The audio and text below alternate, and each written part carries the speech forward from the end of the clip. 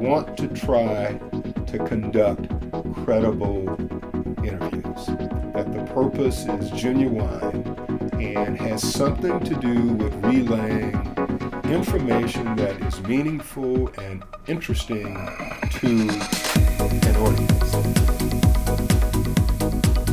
Speaking broadly, an interview is an encounter or interaction between at least one person and at least one other person, where the purpose on the part of the interviewer is to draw out hopefully meaningful, useful information from the person being interviewed. That's the broad sense of it. And at least in one regard, we're talking about it in the context of the classroom and teaching interviewing to students. In reality, just being part of humanity with a voice or the ability to communicate inherently means you're doing some level of interviewing. And it happens every day, all day for most people. Obviously, in a classroom context, and I'm teaching in the School of Journalism, we do it with a particular kind of framework that has to do with the journalistic interview. But broadly speaking, it's that interaction between at least two people where one is seeking to draw out useful information from the other. I teach it in the journalistic context from the point of view that there is an overall mission. The mission is really seldom the interview.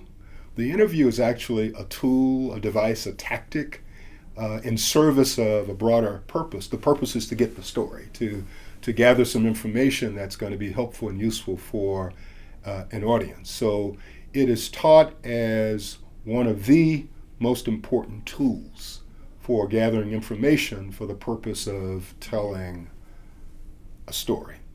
And so once that is clarified, I try to teach it with a great degree of improvisation in mind.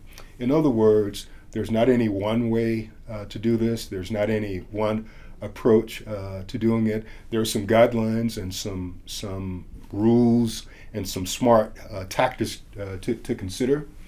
But ultimately, I try to teach it from a point of view that says, as long as you can get to the destination with the information that you are seeking, outside of doing something that's disrespectful or unethical, any approach is fair game. So there's no one way to do it. And one reason for approaching it that way is you want people conducting interviews to really do it in part based on what's natural for the individual. We have different styles, we have different personalities, we have different perspectives as interviewers.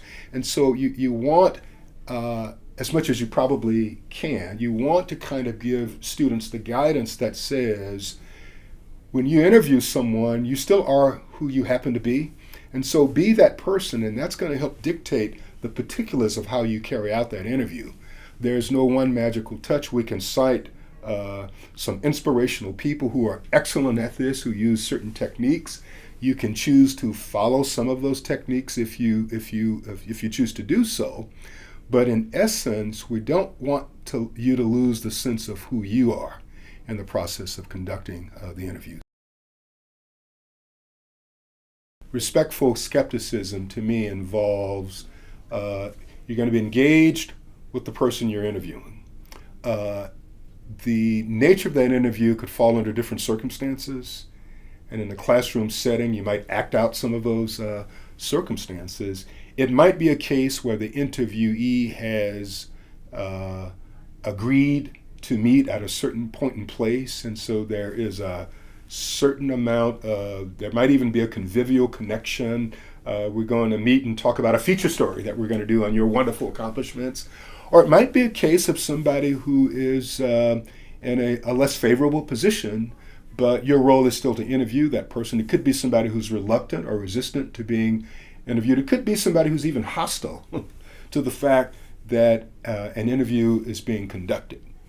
Under whatever those circumstances are, I think it's helpful on the part of the interviewee to have some sense of respect for that person as an individual. It doesn't mean you like them, love them, or hate them for that matter. It just means that I'm here serving a certain purpose. So my job, as I see it, is to help draw information out of that individual that's going to be useful for me in carrying out my assignment, and more to the point, it's going to be potentially useful for the audience that I'm creating my story for. And so it's very helpful, even in tense circumstances, best I can, and it's not always possible, that I strive to be respectful of that person. Okay, so once the respect is established, and at least on a professional level, I have a job to do, and I'm going to try to do it with the maximum amount of respect I can show you for your time and energy in being here, then I still have to express a certain level of skepticism. And this is, I guess, more a core issue for journalism than it might be for some other disciplines or areas. And the skepticism means that you may say what you say, or you will say what you say. And in the process of conducting the interview, I am not your advocate. I am not your cheerleader, even if I agree with you, by the way. I am the person who's trying to conduct a bit of inquiry here. And it's very helpful if in the process of conducting the interview that I treat everything with a sense of doubt, which doesn't mean I'm thinking you're bold-faced liar. It just means that my job is to draw out the details. My job is to draw out credible information best I can, and then my job is to help illustrate the underpinning for the information that you might be sharing. So, in the interview, I might have the occasion if the interviewee says, well, you know, this is the best year ever we've had at my company, organization, school, or whatever the case may be. And so skepticism means not trashing the person necessarily or yelling out, you lie. Skepticism might be expressed in, oh, that's interesting, tell me more about that. Or it might be expressed in, well, give me an example that illustrates the point you just made. And so it's not necessarily, or doesn't have to be, a harsh skepticism, but part of what you're doing is trying to get to the essence of the meaning of the information that's being shared.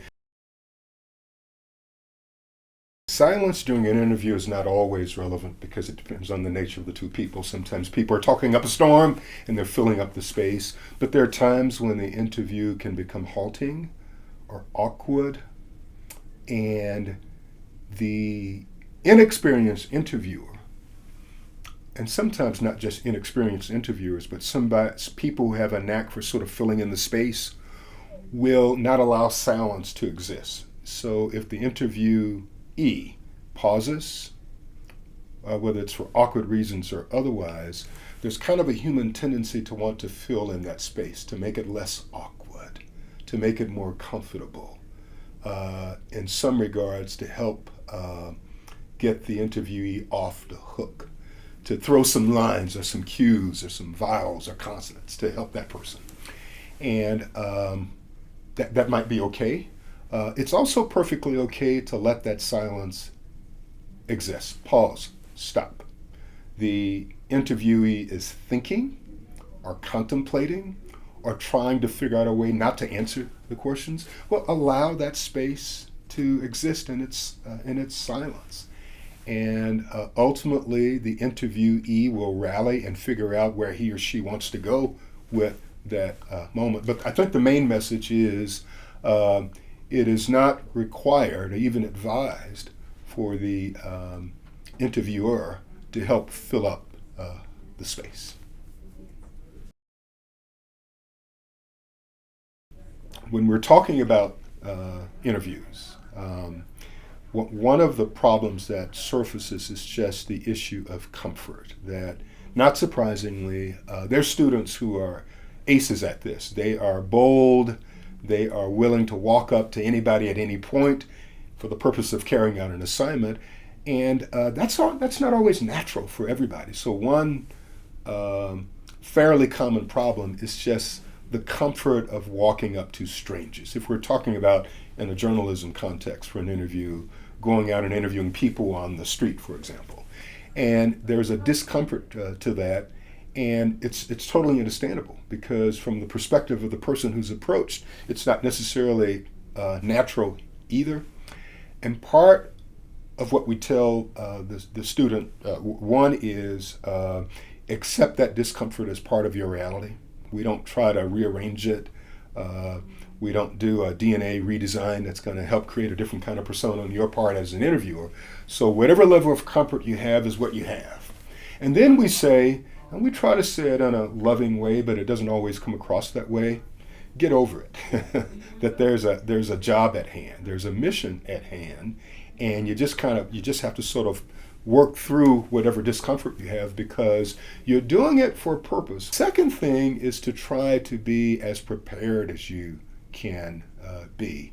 If you can walk up to the stranger and spit out whatever it is the issue is and be as direct as you can with a respectful tone and have some sense that you know what you're talking about as the person who's raising the questions in this random environment, that tends to be helpful as well. And then the third thing is sort of recognizing a little bit about human nature.